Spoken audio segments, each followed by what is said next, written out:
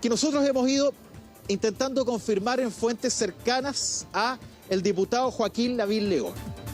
Tiene que ver con una devolución de dinero que él habría hecho de cerca de 7 millones de pesos a la Cámara de Diputados y Diputadas, que podríamos decir es una forma de paliar parte del dinero que hasta ahora, según la Fiscalía, él habría ocupado un dinero que corresponde a su trabajo parlamentario, pero que habría usado en el municipio de Maipú.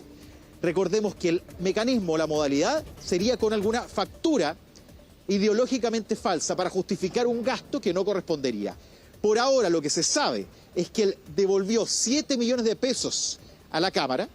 Esa situación, según entendemos, aún no ha sido recibida totalmente por el Ministerio Público, por la Fiscalía, pero estaría en línea con buscar un acuerdo, un acercamiento con el Ministerio Público en torno a la investigación que lleva a Joaquín Lavín León, al diputado Joaquín Lavín León, actualmente siendo imputado, recordemos, por fraude al fisco, entre otros eventuales delitos. Y recordando también, Eduardo, a quienes nos ven hasta ahora, que tiene que ver con el allanamiento que hubo en su casa, en su oficina distrital y particularmente en el Congreso Nacional. Así que hoy día van a pasar muchas cosas. Pero atento con este punto que yo creo que a muchos a lo mejor les va a sorprender esto que estamos leyendo acá de la investigación del Mostrador, porque reconocer un fraude al punto que te obligas a devolver 7 millones de pesos al Congreso por rendición de facturas falsas no soluciona la investigación de fondo.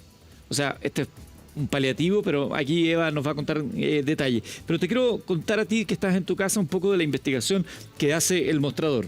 Dice que en ese momento Joaquín Lavín era una especie de alcalde de las sombras y que la Policía de Investigaciones había encontrado un archivo con el nombre del diputado que contenía antecedentes sobre contrataciones, desvinculaciones y sanciones administrativas que comprobarían la estrecha relación que la municipalidad tenía con un diputado. Lo hemos conversado acá en otras oportunidades. ¿Se acuerdan de ese supuesto correo electrónico donde Joaquín Lavín manda una lista de personas que debían ser expulsadas del municipio porque serían Rogelios? Esa era la expresión que se utilizaba.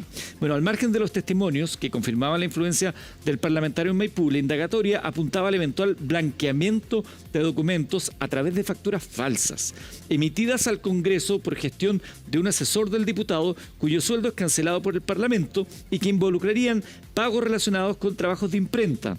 Las facturas en total sumarían poco más de 17 millones de pesos si fueron rendidas por el diputado en la sede del Poder Legislativo. 17 millones, él ha devuelto 7 según la información que entrega el Mostrador. Tras la diligencia, la fiscal de alta complejidad de la Fiscalía Metropolitana Oriente, Constanza Encina, aseguró que Lavín era el único imputado en la causa y que no descartaba su desafuero para poder formalizarlo en una causa paralela a la de Katy Barriga, quien se encuentra en esta prisión preventiva. Eva, vamos poniendo la pelota al piso. Vamos a tener ya tiempo para hacernos cargo de lo de Katy Barriga, pero aquí la situación de Joaquín Lavín Jr., Joaquín Lavín León, como se llama él, con este reconocimiento, según lo que dice el Mostrador, de rendición de facturas ideológicamente falsas. A ver, ahí pasa lo siguiente, hay que distinguir dos aristas. Una es la comisión de un delito, ¿ya? Eso, porque yo, por ejemplo, reconozca algo y en este caso devuelva la plata, ¿ya? No quiere decir que yo no haya cometido un delito y no quiere decir tampoco que el Ministerio Público va a dejar de investigar y que no va a perseguir penalmente esta situación. Claro. Entonces, devolver ese dinero, la verdad es que si efectivamente reconoció esta emisión de facturas falsas y devuelve ese dinero, no quiere decir que la persecución penal no se dirija, eventualmente lo vamos a tener ante tribunales, sobre todo si efectivamente la persona reconoce haber cometido un ilícito. Ahí una pausa, porque lo que dice el Mostrador es que hay un reconocimiento tácito al momento de devolver la plata. O sea, nadie devuelve la plata si siente que la cosa está bien hecha. Entonces, cuando él devuelve estos 7 millones de pesos que se da en una operación de reintegro extraordinario a la Corporación de la Cámara de Diputados y Diputadas, habría un reconocimiento tácito, implícito, en que la cosa había estado mal y por lo tanto te devuelvo la plata. A ver, yo creo que no necesariamente, ¿ya? ¿Qué fue lo que puede haber ocurrido? Efectivamente hay una investigación administrativa, ¿cierto? En el interior del Congreso, donde efectivamente te digan, ¿sabes qué? No me cuadra esto. Yo te digo, Eduardo, ¿sabes qué? Mira, yo saco cuenta y la verdad es que no me cuadra, devuélveme la plata, ¿ya? Él podría haber devuelto esos 7 millones de pesos, pero no necesariamente quiere decir que yo reconozca haber cometido el delito, ¿se entiende? O sea, lo que reconozco es que probablemente... Si fuera así, tú me dices eso, yo te digo, oye, pero si está bien, pues, ¿por qué te voy a devolver algo que está bien? No, no te devuelvo nada. Pero contablemente pueden de repente haber ciertas diferencias, ¿ya? Pero no se entiende penalmente que No yo necesariamente, reconozco algo porque, por ejemplo, es como decir, mira, yo te dije a lo mejor una pesadez y tú te sentiste ofendido. Yo siento que la verdad lo que te dije no es tan grave, pero de todas formas, ¿sabes qué? Te pido Ok, las disculpas. claro. ¿Me entiendes? Sí. Pero no estoy diciendo que efectivamente yo reconozca haberte ofendido, sino que más bien diciendo, ¿sabes qué? Puta, bueno, si hice algo, te pido disculpas. Puede ser, de fondo, esa la situación, desconocemos el motivo efectivamente o cuál es el dictamen efectivamente del Congreso que da cuenta de que, o lo obliga, ¿cierto?, a restituir estos dineros. Pueden ser de repente problemas quizás de cuadre, de fundamentación de los gastos, o sea, de fundamento, perdón, de ese gasto, pero no necesariamente que yo reconozca haber emitido una factura falsa y que ese servicio, digamos, no tenía respaldo o que no se prestó. Por ejemplo, puede ser que yo dije que el servicio era A y finalmente lo que me prestaron es B y eso genera una situación distinta. Ahora, efectivamente, la situación de Joaquín Lavín Jr. es compleja. Entonces, en ese escenario de una investigación penal en su contra por fraude al fisco, por falsificación de instrumento público, se ve feo. Claro, porque presentar facturas ideológicamente falsas que además se vincularían con el quehacer de un municipio, genera ese puente que se quiere precisar entre qué tiene que ver un diputado con un municipio en particular. El hecho de que tu mujer sea la alcaldesa no implica que tú tengas que tener acciones concretas, políticas o de gestión sobre ese municipio. Por lo tanto, las facturas ideológicamente falsas que estarían vinculando Maipú con el actuar del diputado serían quizás ese puente que andaba buscando la indagatoria. Facturas ideológicamente falsas, es decir, que lo que se pone ahí en la glosa de la factura no se realizó o no fue así y por lo tanto se está pagando un servicio que no ha sido desarrollado. Rafa Venegas, es bastante interesante Sí. esta investigación del mostrador porque nos permite avanzar en la situación procesal de Joaquín Lavín León a la par de lo que estamos viendo que ocurrirá hoy día con Katy Barriga.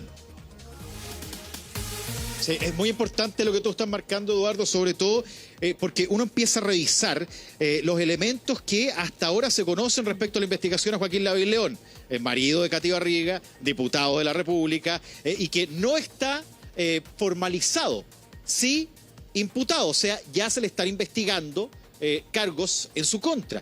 Y en ese contexto hay que recordar, y aquí quiero ser muy preciso, cuando recordamos el concepto de factura ideológicamente falsa, nos remontamos y nos recordamos el caso Penta, ¿no? Que se emitían diferentes facturas para justificar los dineros. Acá en este caso, según la información que manejamos, es que se emitían facturas por un servicio que sí existía, pero que iba para el municipio de Maipú. En particular, los 17 millones de pesos que hasta ahora se conocían en un documento tiene que ver con una imprenta. Y a esa imprenta iba un asesor de Joaquín Lavín León y ahí se entregó este servicio. El punto que sabemos hasta ahora es que esa factura se trata de ingresar o se habría ingresado a la contabilidad del parlamentario en su labor legislativa. Y por eso es que no corresponde o no correspondería, lo ponemos condicional, el que se ingrese ese documento para respaldar o para justificar este gasto. En ese contexto es que, luego de que esa investigación y ese dato se ha dado a conocer, que lo hemos conocido también en el Buenos Días a Todos, viene este otro elemento, que tiene que ver con dos puntos. Últimamente hemos visto muchísimo a el suegro Katy Barriga, padre de Joaquín Lavín León, Joaquín Lavín Infante. Según la información que también se da a conocer a través del mostrador y que hemos tratado también de confirmar en el entorno cercano al parlamentario, parte de este dinero habría sido aportado, apoyado por el ex ministro, por el ex alcalde representante de la UDI, Joaquín Lavín León, Joaquín Lavín Infante.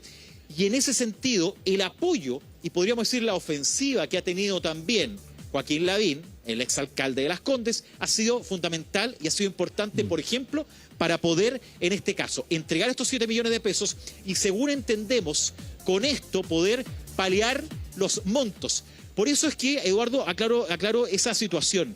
Al momento de decir que no es una factura ideológicamente falsa como la que conocíamos antes, sino que se ingresa en un ítem que no corresponde porque el dinero se ocupa, según sabemos, claro, para imprenta Rafa. de Maipú y no para labores legislativas, Eduardo. Ya, bueno, hay varias cositas, porque primero, porque el Congreso podría estar pagando algo que tiene que ver con Maipú, evidentemente es anómalo, no tiene nada que ver una cosa con otra. Habrá mecanismos de control, me imagino, dentro del Congreso para determinar que lo que dice una factura tiene o no que ver con el actuar propio de un parlamentario de cara a lo que son sus deberes con la ciudadanía.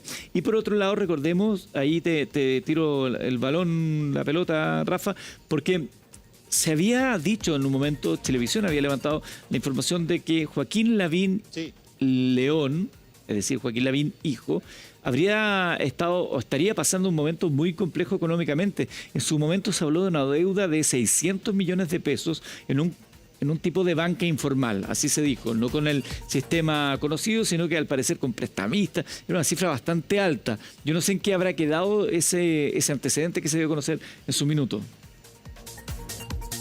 Sí. A ver, lo que nosotros sabemos hasta ahora, Joaquín Lavín León reconoce que tiene deudas. Eso sí, no corresponderían a ese monto.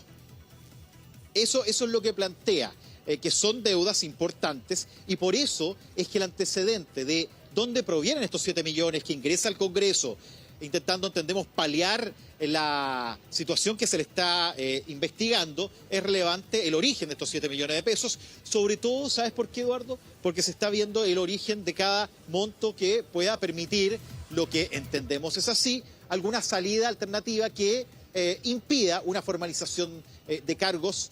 Primero tiene que, recordemos, haber este procedimiento donde se desafuera al parlamentario, y luego se podría ver una formalización de cargos. Entonces, este acercamiento, esta devolución de dineros al Congreso, a la Cámara de Diputados y Diputadas en particular, tendría que ver con evitar el procedimiento posterior. Y ahí es donde el origen de estos 7 millones es importante marcarlo, según Dame un segundo. que manejamos, que provendrían principalmente de su padre Joaquín Lavín Infante. Dame un segundo para preguntarle a Eva justamente de aquello.